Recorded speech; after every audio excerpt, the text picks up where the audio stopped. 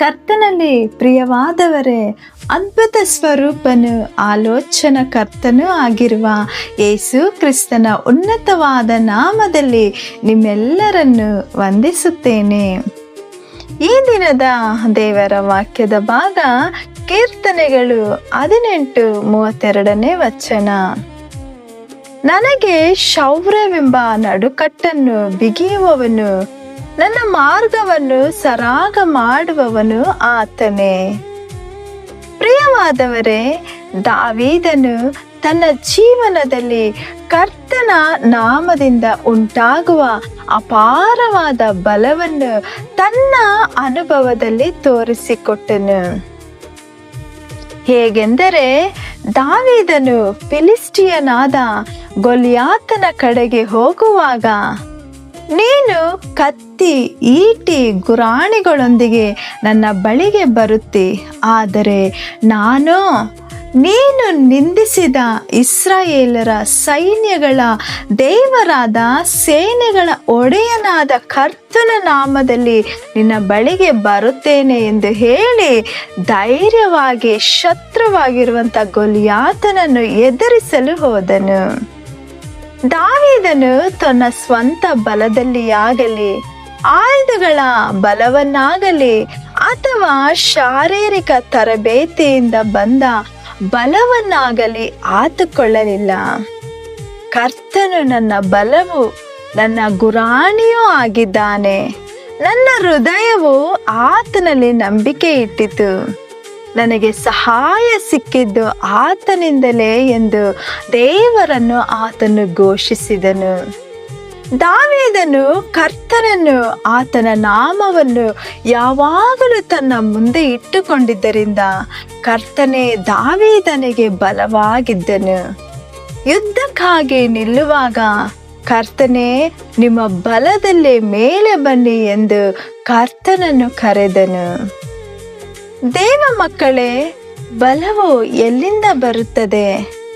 ಆ ಬಲವು ಶರೀರದಿಂದಾಗಲಿ, ಬುದ್ಧಿಯಿಂದಾಗಲಿ, ಜಾಣತನದಿಂದಾಗಲಿ ಬರುವುದಿಲ್ಲ. ಆ ಬಲವು ಕರ್ತನಿಂದಲೇ ಇಳಿದು ಬರುತ್ತದೆ. ಕರ್ತನೇ ನಿಮಗೆ ಬಲವಾದ ಬಂಡೆಯಾಗಿದ್ದಾನೆ. ಆತನೇ ನಿಮ್ಮ ಆತ್ಮದಲ್ಲಿ ಬಲವನ್ನು ಅನುಗ್ರಹಿಸಿಕೊಡುತ್ತಾನೆ.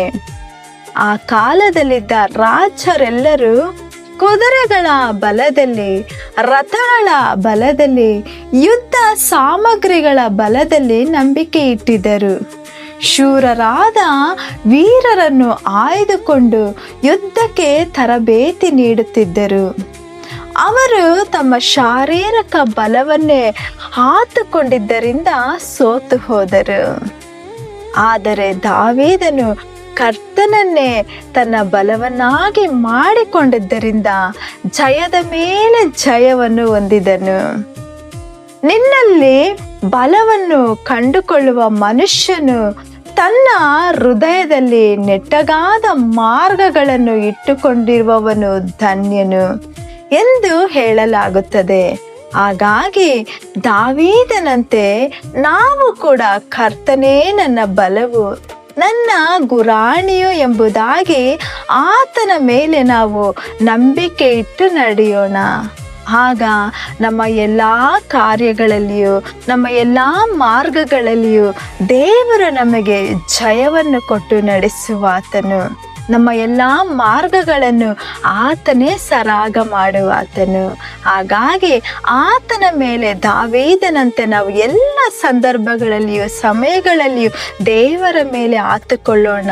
ಯಾವ ಮನುಷ್ಯರ ಮೇಲಾಗಲಿ, ಯಾವ ಜ್ಞಾನದ ಮೇಲಾಗಲಿ, ಭುಜಬಲದ ಮೇಲಾಗಲಿ ಆತುಕೊಳ್ಳದೆ ನನಗೆ ಸರ್ವಸ್ವವು ಆ ದೇವರೇ ಎಂಬುದಾಗಿ ಕರ್ತನ ಮೇಲೆ ಆತುಕೊಳ್ಳುವಾಗ ಆತನೇ ನಿಮ್ಮನ್ನು ಮುನ್ನಡೆಸಿ ಜಯದ ಜೀವಿತವನ್ನು ಅನುಗ್ರಹಿಸುವನು. ಹಾಗಾಗುವಂತೆ ದೇವರು ನಿಮ್ಮೆಲ್ಲರನ್ನು ಆಶೀರ್ವದಿಸಿ ಬಲಪಡಿಸಿ ನಡೆಸಲಿ. ಆಮೇನ್. God bless you.